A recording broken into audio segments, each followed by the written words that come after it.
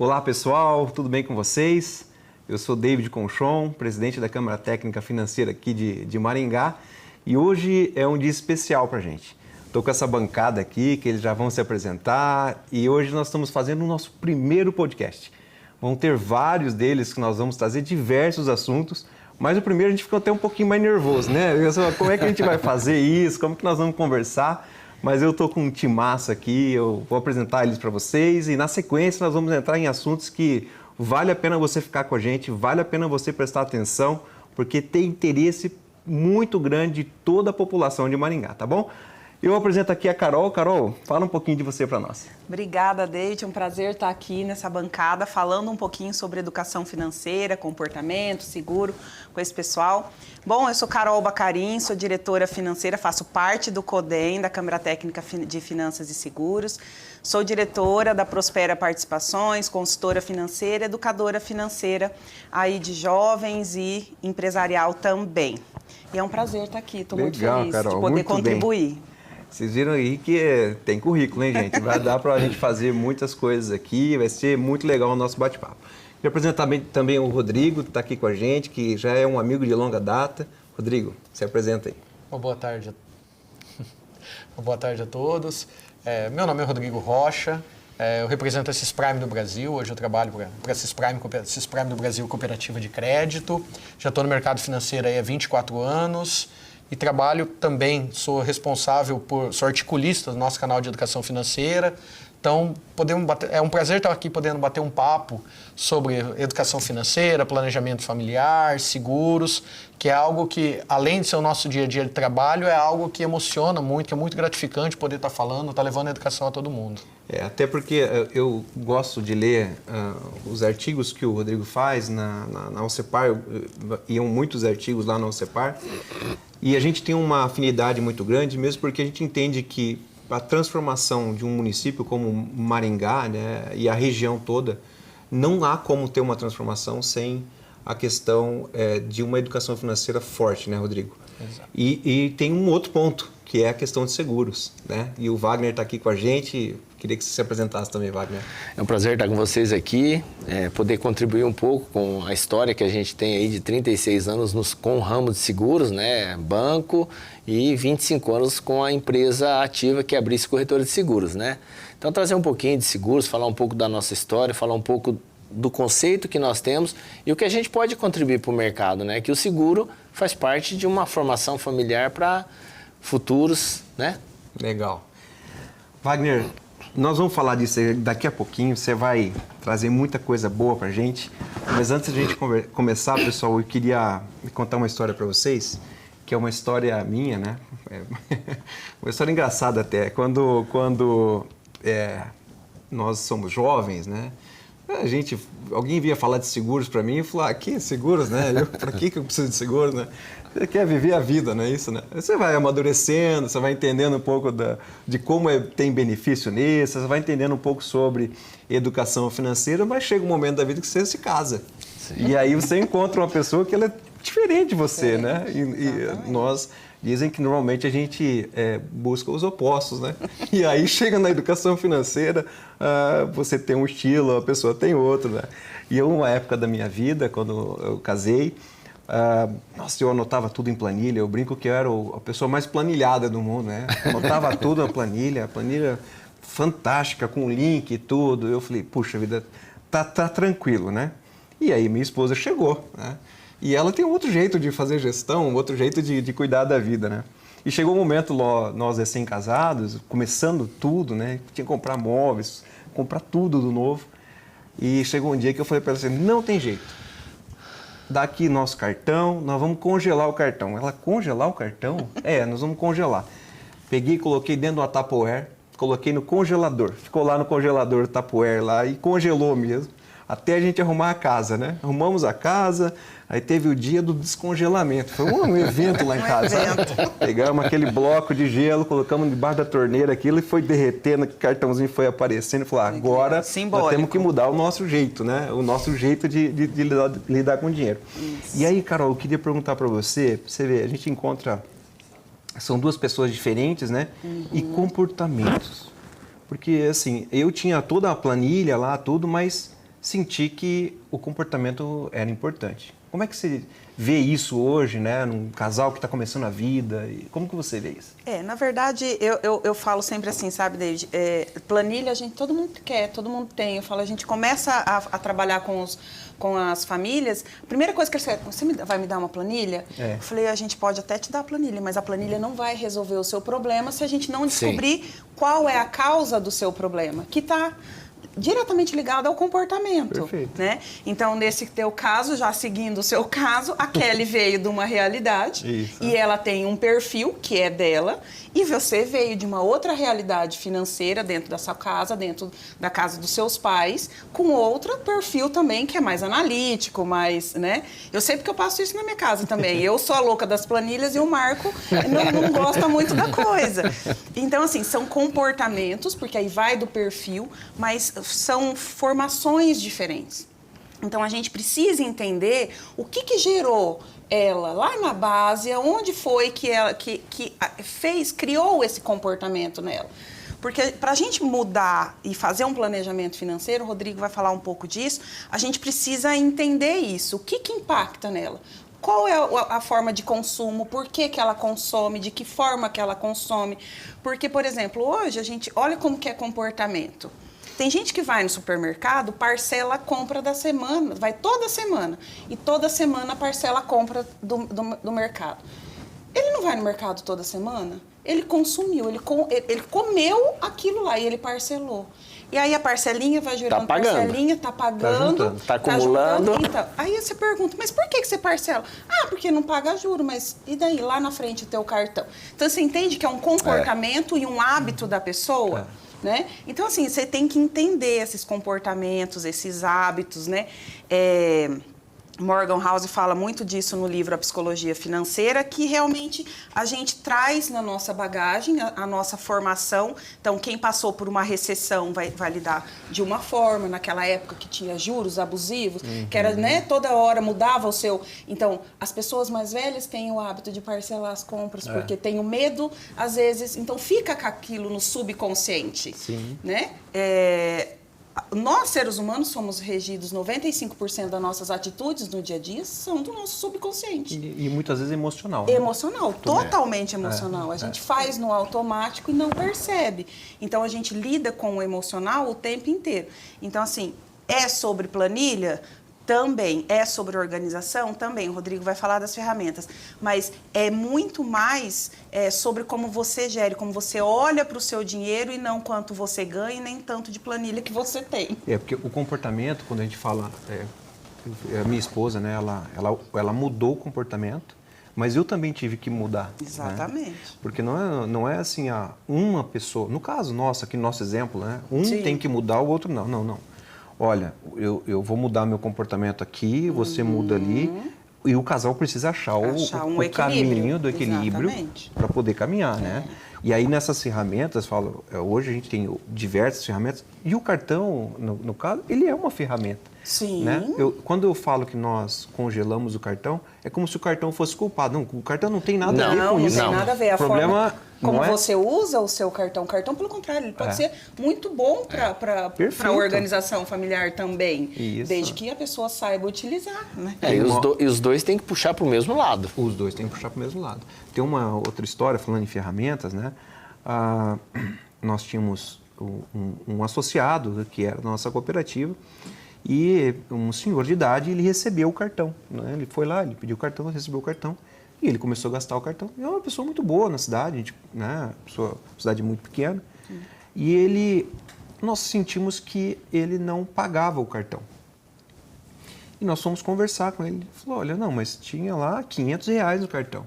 Ele entendia que aquele R$500 era um presente que a bandeira tinha dado para ele, não era um limite de crédito. Não crédito. Entendi. Né? Então, a gente fala assim, puxa, como as ferramentas, a educação financeira, ela pode ser um instrumento também para que os brasileiros, o maringaense, conheçam as ferramentas e utilizem da melhor forma.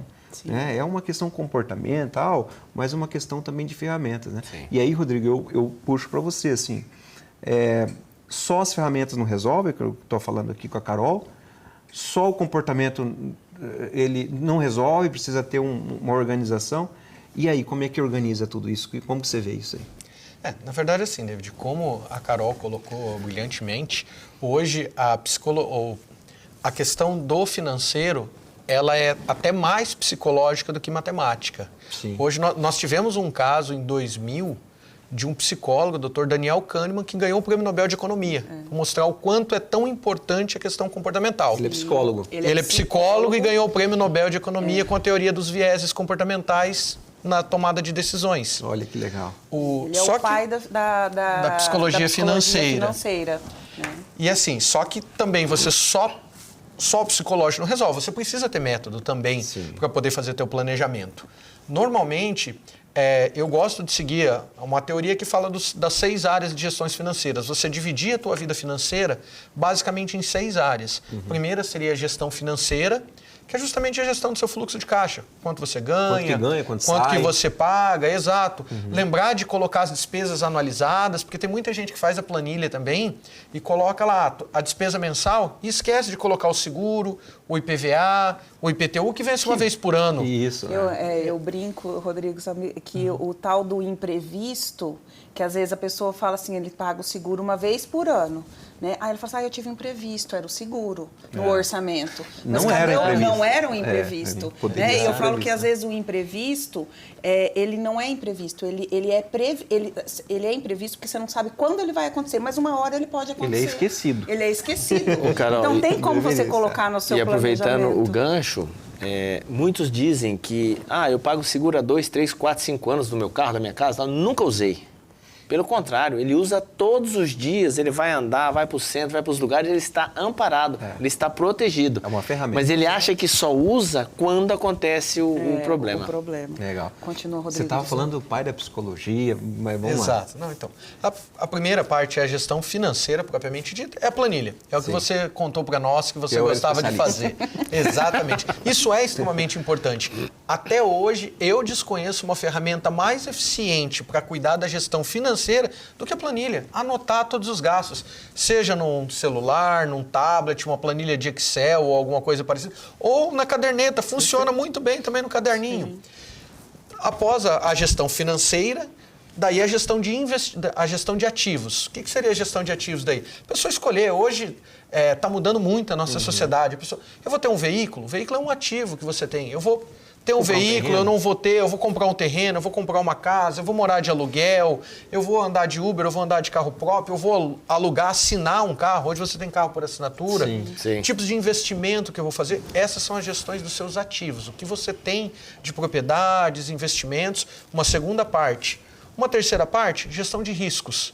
Dentro da gestão de riscos qual é o meu perfil de investidor? Eu vou investir em ações, eu vou investir em imóveis que têm problema de baixa liquidez, eu vou ter seguros, quais os tipos de seguros que eu vou ter, até porque, como o Wagner colocou, o seguro ele é um investimento. As pessoas consideram o seguro como um gasto, mas ele é um investimento. A partir do momento que eu estou saindo com o meu veículo de casa todos os dias, como o Wagner comentou... Todos os dias eu estou usando ele. Todo dia eu estou usando e eu corro o risco. E eu estou saindo com o veículo, eu corro o risco de bater esse carro. Se eu bater, eu vou ter que pagar a despesa do conserto do meu carro e a despesa do conserto do terceiro. Posso ter que gastar 30, 40, 50, 100 mil reais por preço dos veículos que estão hoje.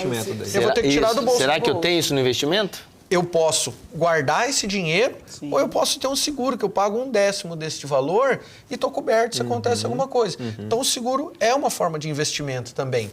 Depois da gestão de risco, a gente olha para a gestão tributária, que também é um passo importante no planejamento financeiro. Nossa Senhora. Sim, você tem... O brasileiro gosta muito de fazer a evasão fiscal, que é deixar de pagar o imposto. Isso é ilegal, isso é um crime. Sim. Mas existe a elisão fiscal, que é você trabalhar e cuidar da tua gestão financeira de uma forma que você pague o mínimo de imposto possível legalmente. Muito bem. É escolher se eu vou trabalhar por meio de CNPJ, se eu vou trabalhar por meio de CLT, se eu vou ter meus rendimentos legalmente. Uma forma, são ferramentas legais. Exatamente. Exato. Daí, dá para ser feito. linkado a isso, a gestão de aposentadoria, pensar no futuro, apesar que hoje ninguém mais pensa em parar de trabalhar, mas diminuir o ritmo. Para isso você precisa ter um dinheiro guardado. E aí você linka com a gestão tributária também, porque hoje você pode usar o teu plano de previdência complementar, uma previdência que você paga para a tua aposentadoria, para bater imposto. Você deixa de pagar imposto guardando dinheiro para o teu futuro. Então, isso também entra. E, por fim, o planejamento sucessório. A gente tem que pensar também o que vai fazer com esse patrimônio que a gente arrecadou ao longo da vida. E o planejamento sucessório, tal qual o seguro que você brincou e comentou, David, o cara, quando é novo, ele não está preocupado se ele vai morrer. Ele também não está pensando no planejamento sucessório dele quando ele é jovem. Mas o planejamento sucessório começa quando você escolhe um companheiro, um cônjuge de vida. Sim. Porque o regime de casamento que você escolher já faz parte do planejamento sucessório. Se você vai estar num regime de separação total, de comunhão parcial, de comunhão universal de bens, aí começa o planejamento sucessório. Não é só quando eu já estiver lá no final da minha vida que eu vou pensar sobre alguma coisa. Isso é um assunto, Rodrigo, que é muito pouco falado e divulgado, né? Eu lá atrás eu conversava muito falei muito sobre planejamento sucessório através de holding e tudo isso, e a gente via que era uma coisa muito nova, e isso tem 4, 5 anos, as pessoas não sabem pensar. Quando você chega para um casal e fala assim, olha, olha o regime que você vai casar, mas se eu não estou casando, se eu vou pensar em separar? Eu já estou casando pensando em separar, porque eu estou fazendo... O dinheiro exatamente dele é isso. dele, então já começa a conversa por aí, mas é a questão do quê? Da mentalidade. Da maturidade e de tudo isso. Então, a gente tem que trazer o assunto e ir colocando isso como uma coisa natural. A gente precisa pensar. E não porque você é dinheirista ou porque tem muita gente que pensa isso. Sim. Né? Na hora que vai fazer. você está sendo dinheirista, você quer fazer esse regime porque você está pensando só. E não é um planejamento, né? Faz parte de pensar no futuro. Mas aí entra aquela questão que a gente estava conversando nos bastidores, né? E a dopamina do imediatismo, né? Então, tem todos esses aspectos. E o planejamento entra muito também na questão de seguro, né? Sim. E aí eu queria puxar com o Wagner aqui, porque quando a gente olha para toda a parte de planejamento, de educação financeira, né? De fato, a parte de seguros, ela não é vista pelas pessoas como algo que faz parte do planejamento. Não. Né, Wagner? Não. Então, como que a pessoa poderia, mudando o seu comportamento, usando as ferramentas certas... E quando a gente fala de ferramenta aqui, gente, não estou falando só de planilha. Ferramentas, a gente fala da educação financeira, como o Rodrigo citou, né? Pode ser uma caderneta que você anota. Acho que tem uma coisa muito importante que é a disciplina, né? A disciplina de você se organizar. Isso aí é fundamental. Mas e outras ferramentas, né? O cartão é uma ferramenta, o seguro é uma ferramenta fantástica.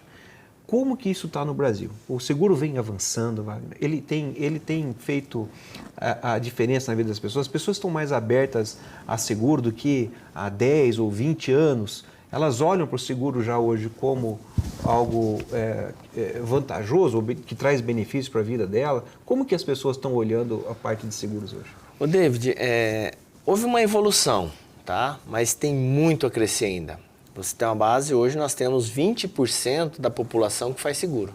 Só 18, 19, 20%. Então, qualquer tipo de seguro, qualquer tipo de seguro, geral. Né? Tem ramos que são menos e tem ramos que são mais. O vida, a previdência, o automóvel, o residencial. Residencial atinge 12% das residências seguradas. Né? A gente viu no Rio Grande do Sul lá, os desastres que acontecem, ou algum aqui mesmo em Maringá, qualquer coisa, não tinha seguro residencial. Não, então o que as pessoas deveriam olhar? Eu percebo que muitos olham para um seguro de automóvel, nessa linha do residencial e do automóvel, e ele tem um automóvel de 100 mil, paga 3 mil de seguros. E uma casa de 300 mil, ele fala, não, mas se o meu carro custa 3, minha casa vai custar 5, 6 mil, não tem condições de pagar. E é extremamente ao contrário, porque o risco de um imóvel, de um incêndio, é muito menor que um carro de ter um acidente. Sim. Então, ele pode fazer um seguro de um residencial e vai para aquilo que eu enxergo, pelo menos é uma visão minha, do mais básico, que é o incêndio, que quando acontece te deixa sem nada. Muitos querem um seguro completo, que encorpado, que acaba custando um pouco mais caro, que é uma assistência completa, roubo e tal. Mas eu olho muito para o mais básico, que é o incêndio, vendaval, aquilo que se acontecer, eu fico sem nada. Legal. Se roubarem a minha casa, um aparelho de som, alguma coisa, eu entro, eu tenho meu lar para estar amparando a minha família. O incêndio não. Legal. E aí você tem um custo muito mais acessível. E é a questão do seguro de vida também, né? Que é um planejamento da família. Sonhos, projetos, familiar, você casou, tem filhos. Tá, o mentor da receita da casa faltou. Como é que segue o projeto, segue os sonhos construídos a família, se ele não tem um planejamento? E muitos não conseguem olhar que o seguro de vida, ele vem para solucionar problemas na sua falta. Em que ponto? Quando há a falta e as pessoas precisam de fazer um inventário e precisam de dinheiro para tocar um negócio ou para manter um negócio, o seguro de vida não entra no inventário. Tem umas crenças, né, Wagner, assim, que no Brasil tem muito disso, né? Você vai falar da pessoa, mas se você morrer, vira essa boca pra lá. Ninguém quer pensar na morte, mas né? se sua casa pegar fogo, mas você está jogando praga, né? A gente precisa quebrar algumas crenças, né? Então, do que você está falando aqui para mim, você está dizendo o seguinte, olha, David, vamos pegar no meu caso, eu tinha recém-casado. Sim. Se o Wagner estivesse do meu lado aquele dia lá, que eu estou casando, qual é o seguro que você fala assim, faz esses seguros aqui para você começar a sua vida de casado? O que seria? Eu diria que uma previdência privada seria algo bacana para você começar pagando pouquinho com muito tempo. Então ela te gera um fundo bacana, um fundo alto. Legal. Porque não adianta quando você chegar com 45, 50, querer fazer um fundo para aposentar. Então você vai ter que dispor de muita grana e pouca receita. Perfeito. Quando você começa, quando é bem jovem, é pouca grana e uma receita legal lá na frente. Então, primeiro, previdência. O que mais? Seguro de vida? Previdência, um seguro de vida. Um residencial. Um residencial. É assim, é um planejamento dentro disso que eu estou te falando. Eu tenho uma moto, eu só tenho uma motinha. Faz seguro da motinha. Faz aquilo mais básico, não precisa caracterizar ele como a gente brinca, né? É só o pinheiro do Natal, não precisa botar bolinha, luzes, a estrela, não, só a árvore. Com o tempo você vai enfeitando, vai melhorando, Gente, você está vendo aqui, ó, o primeiro bloco aqui da nossa conversa já foi muito interessante. Então, vocês aí que vão nos assistir, poxa, mas eu preciso saber mais sobre isso. Ó, segue nas nossas páginas no Instagram, nós vamos colocar aqui no vídeo lá o nosso endereço do Instagram, do YouTube, esse aqui vai ficar também no YouTube, todas as nossas redes sociais do Movimento Prosperingá, principalmente aqui para as pessoas de Maringá e região. E vocês vão ter lá condições de entender um pouco mais sobre, com vários especialistas, entender um pouco mais como que a gente muda a realidade do nosso município. Eu vou para uma segunda etapa, e eu vou ficar na minha história ainda. Porque a minha história ela não parou só no casamento, né? Quando foi um belo dia, a minha esposa falou assim, eu estou grávida. E estava, né, vindo aí a nossa querida Beatriz, minha filha mais velha, a Sofia também depois. Mas quando nós casamos, Carol, eu tinha um comportamento, aquele tinha outro. Daí nós nos unimos, né? Até a palavra de Deus diz que quando a gente se une, vira um corpo, é um só, né? Um só. Uhum. Mas daí chegou a Beatriz. Então mudou o comportamento lá no casamento e quando chegou a Beatriz, mudou tudo de novo. Quando a gente estava acostumando, sabe? Agora nós se entendemos. Agora a gente alinhou as expectativas financeiras tá tudo certo. aqui. A Beatriz chegou. E Readequar. aí muda tudo de novo, né? Sim, aí sim. a gente faz cálculo de fralda, né? De hipoglós, né? Lata de leite. Leitinho. Então, aquelas coisas todas, você fala, puxa, muda tudo. Aumentar a casa, aumentar a casa, né? E o plano de saúde e muda tudo novamente.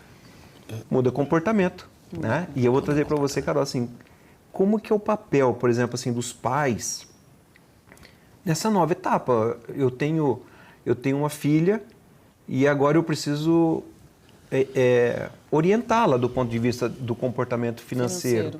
Né? Eu vejo muitos pais dizendo, minha filha gasta demais, minha filha fica toda hora pedindo coisa para comprar e tudo mais. E aí? Isso é a filha que não tem educação ou são os pais que não estão dando? Como que você me fala isso? Pois eu falo que a gente educa as crianças, mas antes de educar as crianças, a gente tem que educar os pais, né? Porque junto com... nasce um filho, nasce junto com os pais uma vontade enorme de dar tudo para os filhos. E às vezes não é esse o melhor caminho, né? Então, eu oriento assim, desde pequeno, a gente consegue trabalhar com mesada, né? Consegue ir mostrando para ele. Os meus filhos, eu tenho 3, os meus, desde muito pequeno, eles têm a mesadinha deles. Tem um dinheirinho deles lá. Dinheirinho deles. Eu lá atrás, pequenininho, eu quero uma bala, eu quero comprar um lanche na escola. Você tem o seu dinheiro, acabou o dinheiro, como é que você faz? Não compra, esse dinheiro tem que passar, na época era semana, porque eles são muito pequenos, quando é muito pequeno é bom dar semanal, e fracionando até eles terem a noção do todo. Olha, isso é importante, né? gente. Porque quando eles são muito pequenos, eles não têm a noção do tempo. Então, uma semana para eles já é muita coisa. Então, você dá semanal. E aí, assim, a quantidade, você pode dar R$10, R$15, R$20, vai também dentro do seu orçamento familiar, né? Você tem que colocar essa mesada dentro do seu planejamento. Até para trazer o filho para sua realidade. Para sua né? realidade, exatamente. Depois chega um período ali da adolescência, 14, 15 anos, eles já têm outras demandas, eles querem sair, eles têm mais gastos. Então, assim, é fazer combinados, né? Então, eu vou te dar a mesada. O que você vai pagar com essa mesada? Então, porque aí para com esse negócio. Mãe, dá dinheiro, essa semana eu preciso de dinheiro para isso. Agora eu preciso de dinheiro para isso. Agora eu preciso pagar o Uber, agora eu preciso... Então, tudo que é conversado e alinhado. O que eu acho importante? Tem muitos pais, David, que eles fazem? Eles, em vez de dar a mesada, eles dão um cartão de crédito adicional deles para o filho.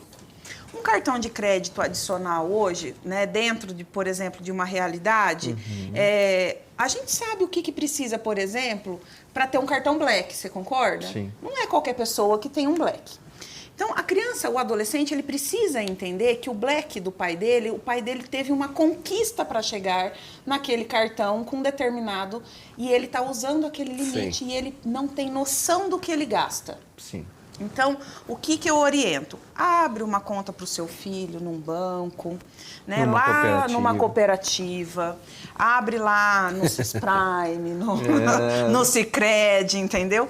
Abre a conta desde pequeno. Os meus filhos têm conta em banco desde muito pequeno. E dá o dinheiro, põe o dinheiro na conta deles. Porque antes a gente manipulava o dinheiro, né? Hoje era mais palpável. Eles sabiam, né, quanto custava R$10. R$10. Hoje não, é Pix. Não é?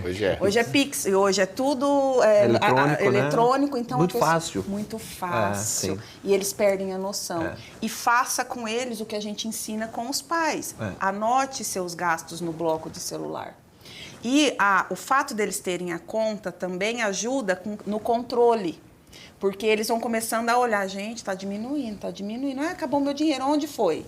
Olha para onde foi o seu dinheiro. Então, é uma forma deles começarem a pensar sobre o dinheiro, a olhar que aquele dinheiro tem que dar para o mês, entende? Então, é começar essa organização. Mas, para que isso funcione com os filhos, os pais têm que ter essa disciplina. Perfeito. Eu até, passando para vocês, né, que estão aqui nos assistindo, eu tinha uma crença limitante, vamos dizer assim, né? Eu achava assim, não, quem tem mesada é pessoa muito rica, né? E eu queria passar para vocês que não é assim que funciona. Porque nós estamos falando aqui que quando a gente fala de mesada, que parece ser uma pessoa que é rica, que dá o dinheiro para o filho, uma pessoa hoje que ganha um salário mínimo, ela pode ter um filho e ela pode dar uma mesada. Porque o que está no jogo da questão da mesada, né, é a questão do ensinamento, da educação, do comportamento. Então você vai dizer assim, eu vou te dar R$5 por semana. Se vira. Você vai comprar uma bala, um doce. É dentro do meu orçamento. Você vai guardar para comprar um brinquedo. É dentro da sua realidade, né? Sim. Então, esse é um ponto muito importante e é a questão da orientação do pai. A Carol estava falando aqui, eu estava lembrando de uma história com a minha filha, que eu também, da mesma forma, eu dou um dinheirinho para ela e aí eu tenho um cartão na mão dela, um cartãozinho de débito. Ela tem a conta dela e um cartão de débito. Isso. Um dia nós estávamos no shopping e ela viu um lápis. Muito bonito o lápis. Até eu fiquei encantado com o lápis. Tão brilhoso que era, né? Estava bem na prateleira, bem na frente, na altura dos olhos da criança, né? Tudo aquilo que o marketing ensina, né? E ela olhou para aquilo e disse, pai, eu quero esse lápis. E eu olhei para aquele lápis, quando eu olhei, R$15 um lápis. Na hora eu falei, R$15 um lápis? Eu fiz as coisas e falei, mas é caro, né? R$15 para mim é muito caro num lápis, né? Lápis para mim é coisa barata, né? Sim. Aí eu falei, mas você precisa de um lápis? Ela falou, não, eu tenho, mas olha que lindo. E ela quase me convenceu ali, né? Lindo, maravilhoso e tal. Na hora eu lembrei que ela estava com o cartão dela na bolsinha, né? E eu falei assim, é simples de resolver isso. Você tem o seu cartão, você tem o dinheirinho que o papai te dá por mês, você pode comprar os lápis. Ela colocou a mão na bolsa e não, o meu dinheiro não. Então, olha assim, ela tinha 8 anos na época, você vê que há já uma noção de assim, esse dinheiro eu estou guardando porque eu quero fazer outra coisa com ele.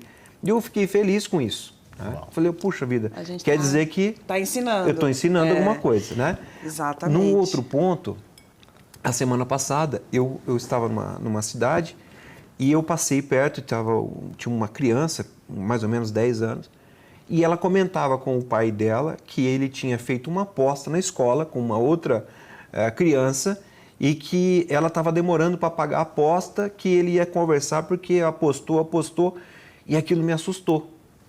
Porque nós estamos vivendo num mundo hoje, né, Rodrigo, que assim que está tudo intoxicado com essa questão de jogos. É bets, a questão do jogo do tigrinho, você vê as crianças no videogame comprando e trocando moedas e tudo mais, e aí entra essa questão dos jogos, Rodrigo. Como é que a gente lidar com isso, com filhos? É muito fácil. Como é que a gente lidar com isso, né? com as pessoas, no modo geral, do ponto de vista de ajudá-los a terem um comportamento mais adequado para isso?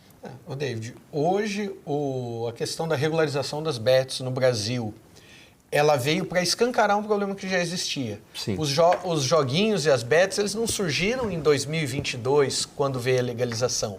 Já há bastante tempo a gente já escuta falar de jogo do tigrinho, de outros jogos, até apostas esportivas. O Campeonato Brasileiro foi manipulado por apostas esportivas em 2005. Pois é. Então, isso não é de agora. Porém, agora a gente está vendo o problema até mais escancarado e facilitou também. Hoje as pessoas têm mais acesso pela difusão da tecnologia. E isso está virando um problema de ordem pública. O Brasil, já nesse período de regularização, mais de 39 bilhões de reais já foram perdidos em casas de apostas. E normalmente quem aposta é quem menos tem ainda. É isso. O problema é que os jogos, além dele tirar dinheiro da economia, ser um gasto, normalmente são as pessoas que menos têm, que mais passam por dificuldades, que acabam entrando nesses jogos.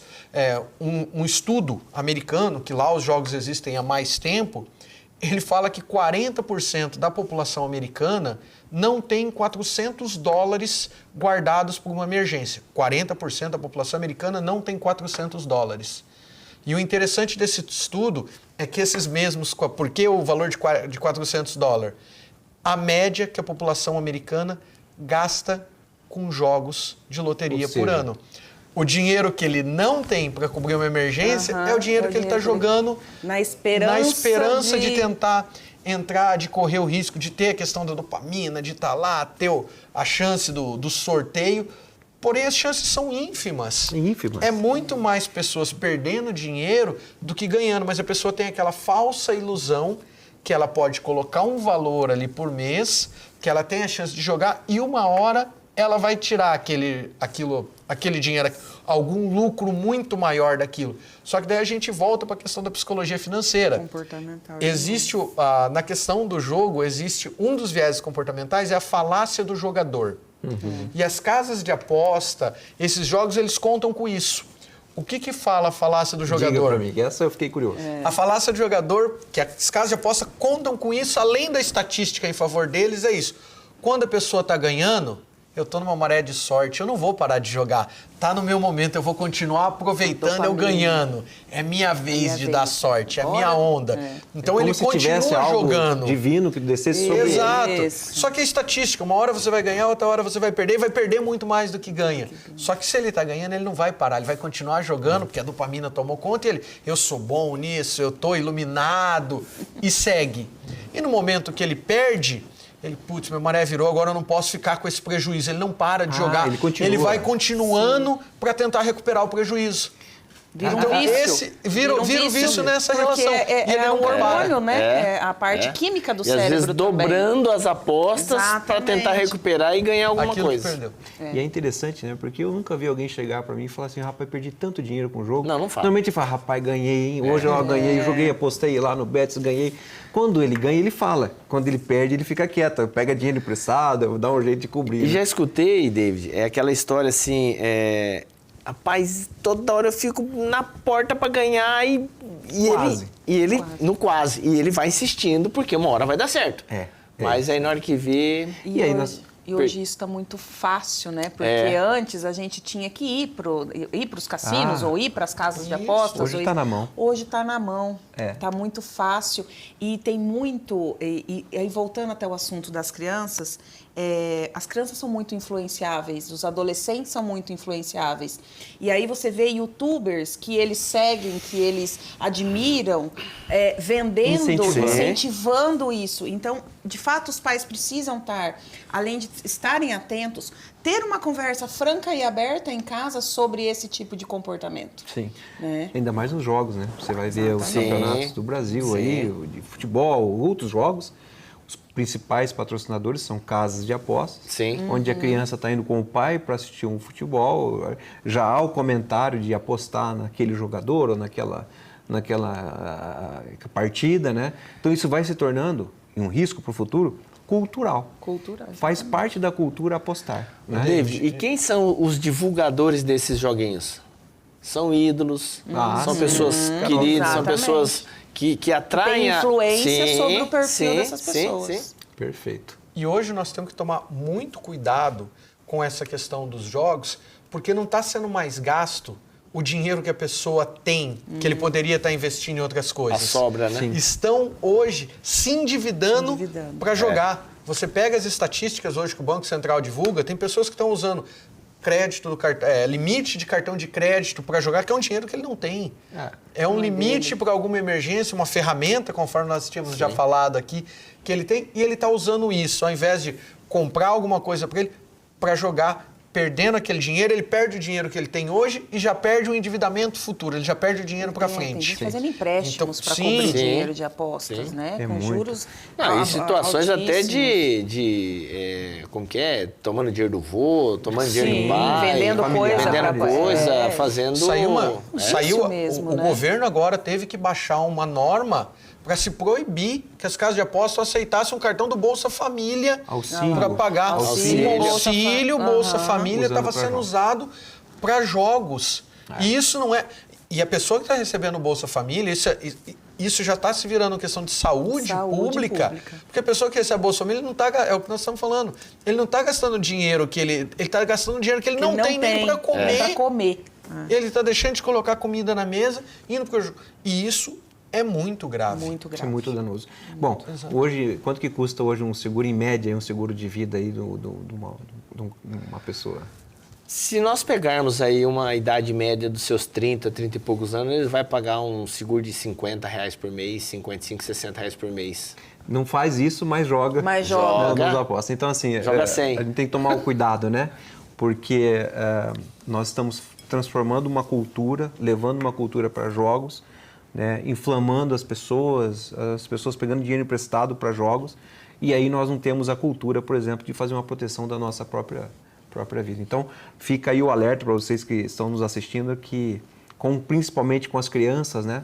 Tomem cuidado, porque isso, depois que virou cultura, é muito difícil da gente poder desfazer todo esse nó. Gente, o papo está muito bom, nós já conversamos aqui bastante, tem muita coisa boa.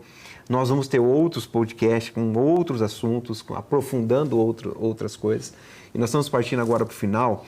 Eu queria deixar aqui para vocês, Carol, o Rodrigo e o Wagner, do ponto de vista assim, eu quero saber mais sobre educação financeira, sobre seguros. A gente já indicou aqui que vai para as pessoas acompanhar o nosso canal, né, os nossos canais digitais aí, vai aparecer na tela para vocês aí. Mas, eu quero ler, eu quero aprofundar alguma coisa. O que vocês indicam para as pessoas que estão nos assistindo?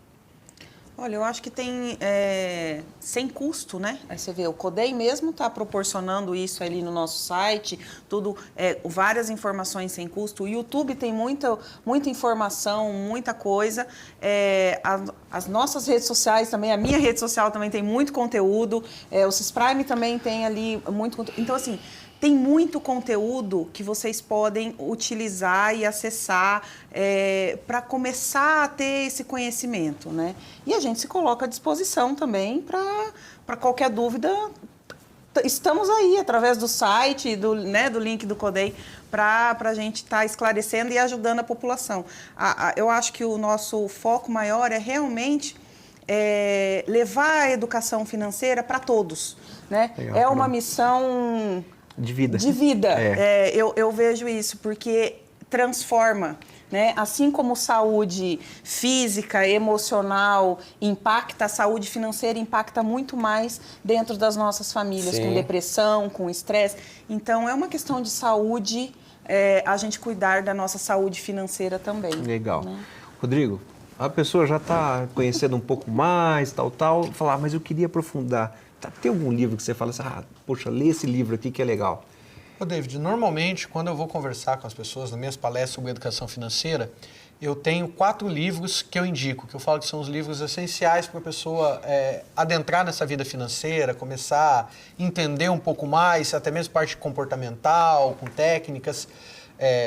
Primeiro, O Homem Mais Rico da Babilônia. Legal. É um livrinho bem curtinho, feito de crônicas que foram lançados lá no início da década de 1900. Olha só. Então, eles fizeram um compilado, O assunto é juntaram... antigo, não é? Sim. E um texto bem leve, um livro curto. Para começar, é um livro essencial. Ele dá dicas simples sobre investimentos.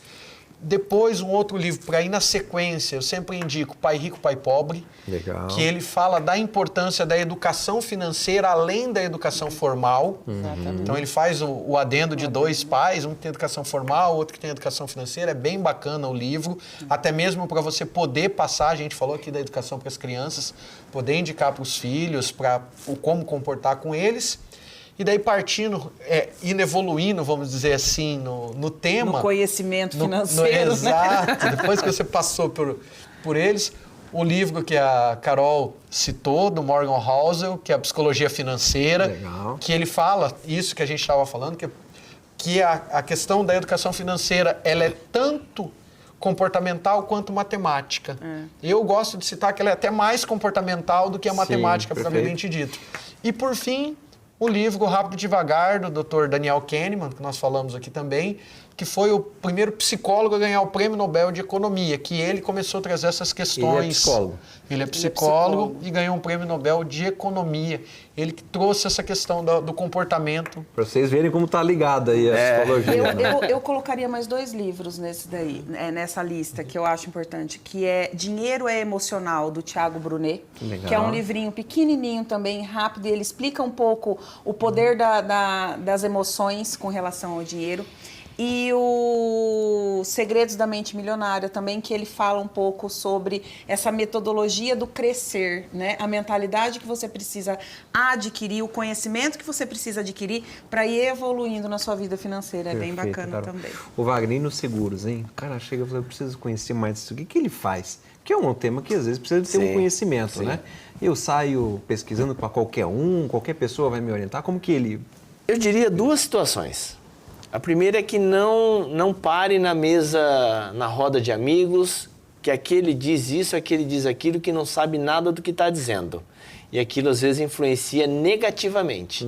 Porque existe um jargão que o seguro não gosta de pagar. Não, o seguro gosta de pagar, mas ele gosta de pagar a coisa certa. Sim. Então, para você fazer a coisa certa, você tem que procurar um profissional, um corretor de seguros, uma cooperativa que tem um nome, tem respeito, com o contribuinte. Que aquilo lá é uma contribuição que ele faz esperando um futuro. Legal. Você compra algo que não apalpa. Sim. Você compra algo que você não enxerga. É diferente de comprar um copo, um carro, alguma coisa.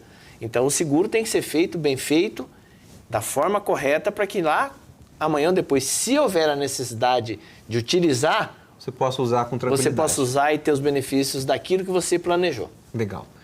Wagner, eu queria te agradecer de ter vindo aqui com a gente. Tá Prazer estar passando com toda vocês a tua aqui, David. experiência. Eu fico muito feliz de ter um time como...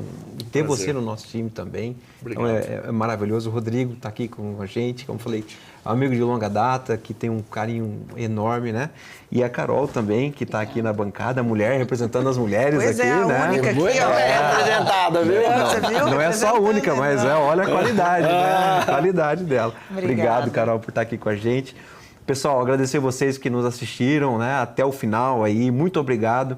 Dizer novamente que o movimento Prosperingá, que é aqui da cidade de Maringá e região, ele está ligado à Câmara Técnica Financeira e de Seguros, aqui do CODEM, e nós temos como missão, né, falar sobre educação financeira, não só falar, mas como transferir, né, a educação financeira para toda a população, né, principalmente para os jovens, as crianças, e nós sabemos que nós só podemos ter uma cidade melhor, ainda melhor do que Maringá, através de educação e através da educação financeira, tá bom? Então fiquem com Deus, até a próxima, já já a gente se encontra de novo. Um abraço. Um abraço.